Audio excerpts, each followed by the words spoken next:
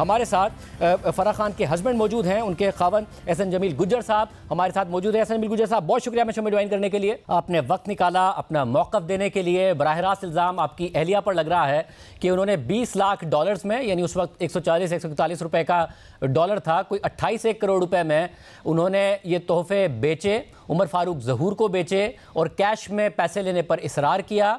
और ज़ाहिर ये वो तोहफे थे जो कि इमरान खान साहब को सऊदी अरब से मिले थे। आपका क्या मौक़िफ़ है?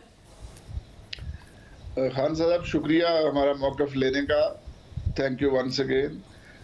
हमारा मौक़िफ़ क्रिस्टल क्लियर है कि Farhi has never met this gentleman. ना उनका इनसे कभी कोई फ़ोन पे रब्ता हुआ, ना वो खुद कभी इनसे मिली, ना वो घड़ी फरी ने देखी, ना फरी का इस घड़ी को बेचने से किसी किस्म का कोई ताल्लुक वास्ता है। उस वक्त में 2019 में कभी फराह खान साहिबा दुबई गई? दुबई तो हमारा आना जाना लगा रहता है, लेकिन अगर आपको पर्टिकुलर डेट्स बताएं तो मैं चेक करके बता सकता हूँ। अप्रैल 2019 में, मैं अभी इंतजार कर लेता हूँ, अगर फराह खान साहब आपके साथ हैं तो उनसे पूछ लें, अप्रैल 2019 में क्या वो दुबई गई? नहीं, मेरे साथ नहीं है इस वक्त, but I will get back to you on this. But I am certain कि अगर वो गई भी हों तो उनका इस वॉच से, इस खरीदो फरोख्त से किसी किस्म का कोई ताल्लुक नहीं है और इस बंदे से वो कभी नहीं मिली। मुझे साथ में ये भी बताइएगा कि उनके इल्म में था फराह खान साहिबा के कि ये तोहफे मिले हैं, उनके साथ कभी बुशरा बीबी साहिबा ने शेयर किया हो, कि ज़ाहिर वो बहुत करीब थी बुशरा बीबी के? यार मेरे ख्याल में ये दफ्तर के अमूर हैं, इनका घर में कोई डिस्कस होना कोई उनका तुक बनता नहीं है, ना कोई मेरे नॉलेज के मुताबिक। और मैंने जितना ज़िंदगी में देखा है कि जो बहना है साबिक फर्स्ट लेडी, ना उनको तोहफे ताइफ की शौकीन है, ना उन्होंने कभी कोई जेवर पहने हैं, ना उन्होंने कभी कोई घड़ियाँ पहनी हैं। तो I don't know why they would discuss. गुजर साहब, ये ज़रा घरेलू मसला नहीं रहा है, क्योंकि बुशरा बीबी साहिबा को खुद को भी तहाइफ मिले, इमरान खान साहब को भी तहाइफ मिले, वो तोहफे लेकर दफ्तर से घर ले आए और घर लाकर उन्होंने बेच दिए। तो इस सारी बातों का पता नहीं है फराह बीबी को? अगर देखें, हमने तो फरी ने कभी भी इस घड़ी को घर में नहीं देखा, ना फर्स्ट लेडी के पास देखा, ना उसने खुद इसे कभी देखा, ना वो इसे लेके गई, ना उसने किसी से पैसे रिसीव किए, ना उसका घड़ियों की खरीदो फरोख्त करने के। इन केस अगर वो ये काम करती भी तो वो मुझे कहती कि ये ले पकड़े और इसका कुछ करके आए। वो आप अंदाजा लगाए ना कि $2 मिलियन फॉरेन कंट्री में लेके एक लड़की किस तरह जो है ना वो अपने आप को सेफ महसूस कर सकती है यार जस्ट। और वो अकेली ये सारा कुछ करती रही, कुछ 007 तो नहीं है ना वो सब। मगर इसमें मसला ये है कि वो शहजाद अकबर साहब भी बीच में आते हैं। ज़ाहिर शहजाद अकबर साहब इस बात को डिनाई कर रहे हैं, हम चाहते हैं उनका मौक़िफ़ आए, आज भी हमने उनको दावत दी है, मगर शहजाद अकबर साहब भी बीच में आते हैं, वो कनेक्ट कराते हैं, फिर फराह बीबी जाती हैं और कैश में डील करने का इसरार करती हैं। ये उमर फारूक ज़हूर साहब का इल्ज़ाम। खानज़ादा साहब, for your kind information, Farhi has also never met mister Shahzad Akbar. उनका कोई भी मेरे साथ भी कभी उनकी मुलाकात नहीं हुई, फरी के साथ भी कभी मुलाकात नहीं हुई, कोई उनकी टेलीफोनिक गुफ्तगू, कोई किसी किस्म का राब्ता उनके साथ कभी नहीं रहा हमारा। साहब ये बताइएगा कि ज़रा फराह बीबी बहुत ज़्यादा करीब बुशरा बीबी के, और इतना करीब कि इमरान खान साहब की आमतौर पर रिवायत नहीं है कि किसी को ज़ाती तौर पर वो इतना दिफा करें। फराह बीबी पर इल्ज़ाम लगता है, इमरान खान साहब खुद आ जाते हैं फ़ौरन दिफा करने के लिए। कल का भी इल्ज़ाम इमरान खान साहब पर नहीं लगा, फराह बीबी साहिबा पर लगा, मगर वो खुद आ गए दिफा करने के लिए। वो बुशरा बीबी के इतने करीब हैं कि एक ऑडियो लीक आई जिसमें वो अरसलान खालिद को कह रही थी कि गद्दारी से लिंक कर दो, फराह बीबी का ख़ास तौर पर जिक्र कर रही थी। तो मगर फराह बीबी साहिबा को इस पूरे गिफ्ट का, इस मामले का कुछ भी नहीं पता है, उन्हें कुछ इल्म नहीं है, इतनी करीब होने के बावजूद। देखें, कुर्बत के कई मीनिंग्स होते हैं, ठीक है। जो कुछ हम लोग हैं मर्द, हम समझते हैं कि कुर्बत वही है जहां लेन देन हो, लेकिन मैं आपको ये कैटेगरिकली कह रहा हूं कि हमारा फरी बीबी का किसी किस्म का कोई ताल्लुक नहीं है फर्स्ट लेडी के साथ कमर्शियल, ठीक है। ये बार बार हम कह चुके हैं। वो एक दूसरे के साथ हमारा बड़ा, इनका फरी का और उनका बड़ा जो है वो नेक रिश्ता है, उसमें लेन देन का कोई तसव्वुर नहीं हो सकता। तो ना इस तरह के काम फर्स्ट लेडी साहब करती हैं ना फ्री करती है। बिल्कुल मैं आपको ये यकीन दहानी कराता हूँ कि इन दोनों का इस बात से कोई तल्लुक वास्ता नहीं है। ठीक है संजय साहब, फिर अप्रैल 2019 का ये वाक़या है बकौल उमर फारूक ज़हूर साहब के, जिसको आप डिनाई कर रहे हैं, मगर मई 2019 में एक महीने बाद इमरान खान साहब की हुकूमत में एमनेस्टी स्कीम आती है और फरा साहिबा 33 करोड़ रुपए की एमनेस्टी स्कीम लेती हैं, उसका फ़ायदा उठाती हैं, जो कि इमरान खान साहब माजी में कहते थे कि सिर्फ चोर इसका फ़ायदा उठाते हैं। ये 33 करोड़ रुपए की एमनेस्टी स्कीम क्यों ली फरा साहिबा ने? खानज़ादा साहब, मैं आपके प्रोग्राम में भी और हमारी financial team Lahore press club में बैठकर इन बातों का जवाब दे चुकी है। ये रेपिटेशन है उन सवालों का जिनका जवाब हम दे चुके हैं कि हमने इमरान खान के प्राइम मिनिस्टर होने के दौर में कोई एमनेस्टी नहीं ली। सब जो तारीख है वो रेपुटेशन नहीं है, उतनी ही तकरीबन कीमत। अप्रैल में डील हुई, मई में एमनेस्टी स्कीम 33 करोड़ रुपए की। ये सारा का सारा जो है ये रेपुटेशन नहीं है, ये नई बात है। आपकी जो इन्वेस्टिगेशन है वो करेक्ट नहीं है। हमने इमरान खान के दौर में 33 करोड़ की कोई एमनेस्टी नहीं ली। हमने जब वज़ीर आज़म थे मरी से जो अब्बासी साहब हैं, उनके दौर की एमनेस्टी हमने ली हुई है। ये बहुत पेपर्स डिक्लेयर है हर चीज़। साहब, आपने पिछले प्रोग्राम में इस बात को तस्लीम किया था कि आप लोगों ने एमनेस्टी स्कीम ली है, मगर आपने वजह ये बताई थी, आपने इसी एमनेस्टी स्कीम को माना था और आपने वजह ये बताई थी कि आप मुल्क से बाहर रहा करते थे और बाहर रहने की वजह से और आपके इलाज की गर्ज से बाहर थे, इसलिए जब आप वापस आए तो आपने ये एमनेस्टी स्कीम ली है। ये रिपोर्टेड फैक्ट है कि आपने मई 2019 में एमनेस्टी स्कीम ली है। आप ब्रदर आप दोबारा इसको इन्वेस्टिगेट कर ले। हमने एमनेस्टी स्कीम शाहिद खान अब्बासी की वजारत उज़्मा के दौर की ली है। इमरान खान से हमने कोई फायदा नहीं उठाया। मैं वो वाला आपसे 6 माह पहले आप मान चुके हैं मेरे प्रोग्राम में कि आपने एमनेस्टी स्कीम ली थी और किस वजह से ली थी। मैं आज भी मान रहा हूँ।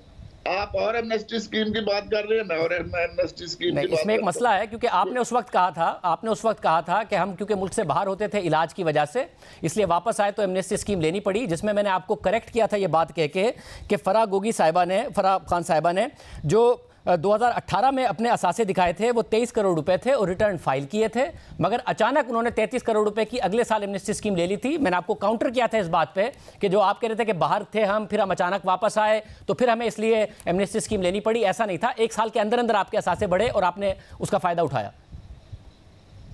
खानज़ादा साहब, मैं फिर रिपीट कर रहा हूँ, ये चीज़ें ऑन डॉक्यूमेंट्स क्लियर है, आप इन्वेस्टिगेट कर ले। हमने शाहिद खान अब्बासी साहब के ज़माने के टाइम की एमनेस्टी ली। हमने कोई एमनेस्टी किसी पैसे की नहीं ली जो इमरान खान के दौर में हमने, बल्कि आप इस चीज़ को खुद पेपर्स में जाके देख लें। वैसे मैं नाज़रीन को दिखा देता हूँ, मैं नाज़रीन को दिखा देता हूँ कि आपने क्या कहा था। आपकी एहलिया ने 33 करोड़ रुपए की एमनेस्टी स्कीम ली है और आपने भी 2 करोड़ रुपए की एमनेस्टी स्कीम ली है 2019 में।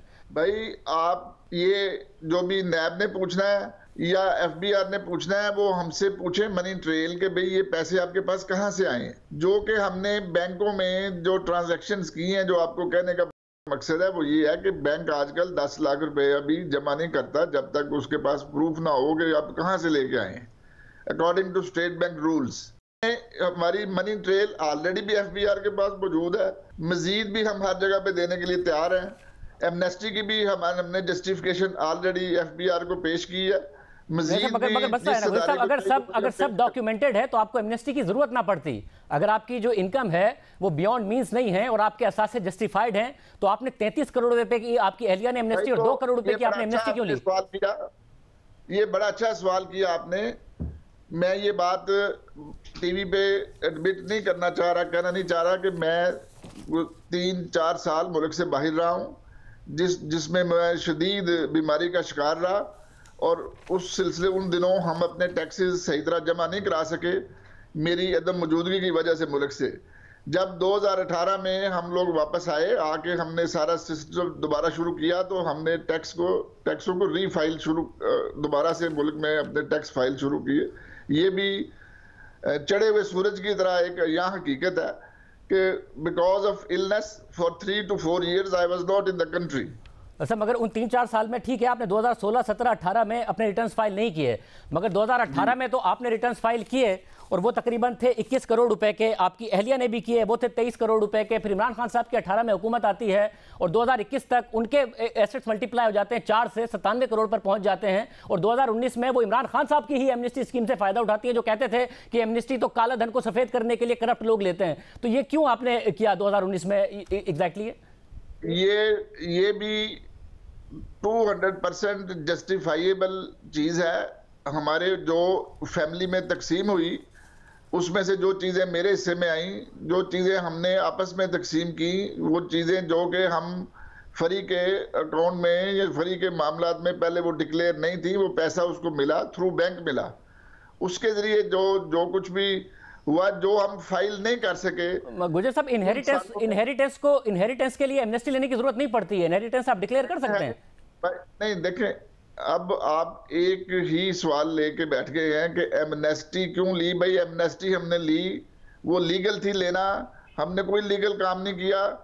नैब हमसे पूछेगी, आप पूछ रहे हैं, आपको भी मैं फैक्ट्स कर दूंगा कि भाई वो हमने क्यों ली, किस वजह से ली।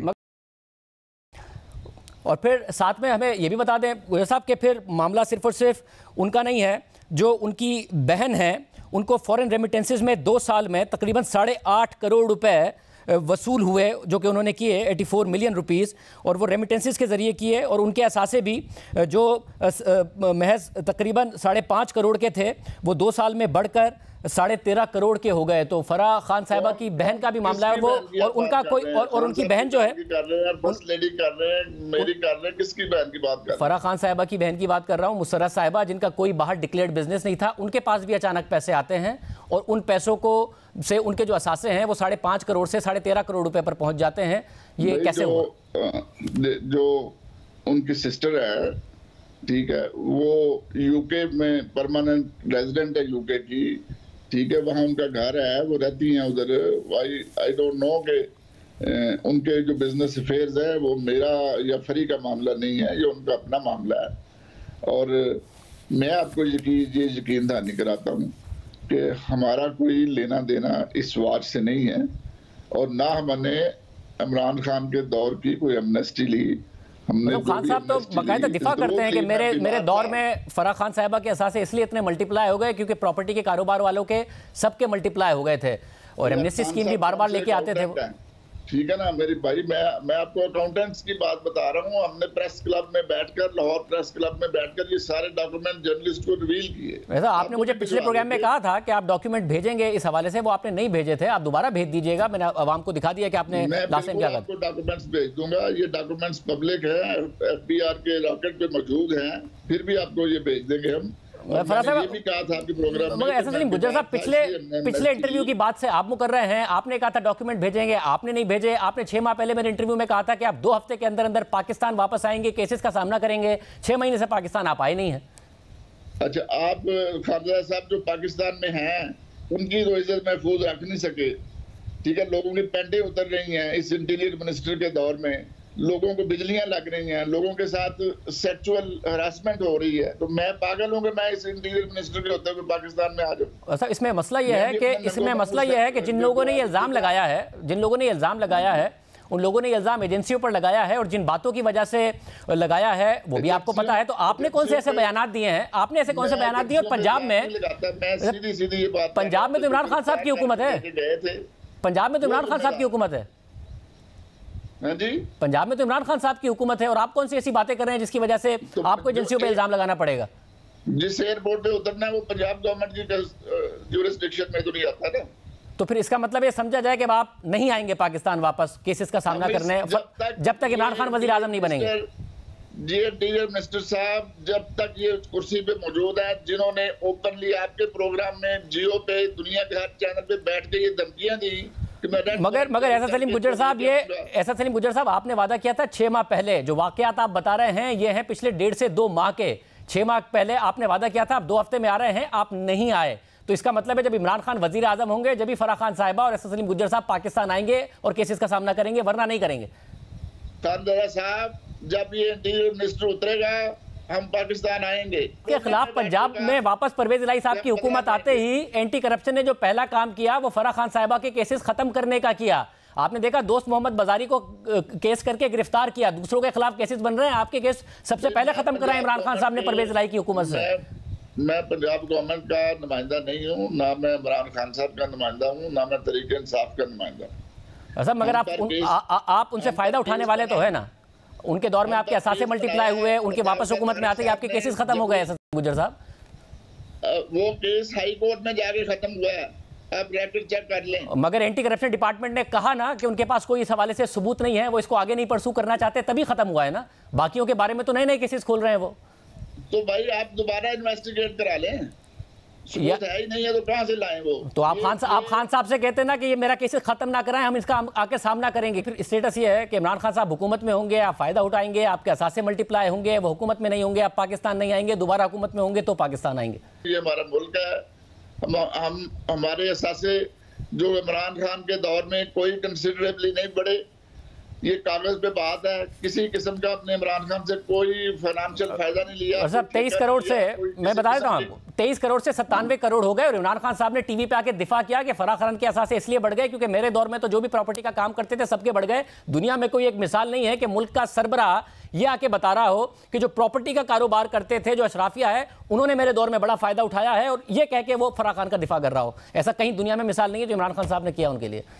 तो यार एक मासूम लोग जिन पे झूठे इल्जाम लगाए जाए, हर जिम्मेदार पाकिस्तानी को उनका दफा करना चाहिए, आपको भी करना चाहिए। बहुत शुक्रिया।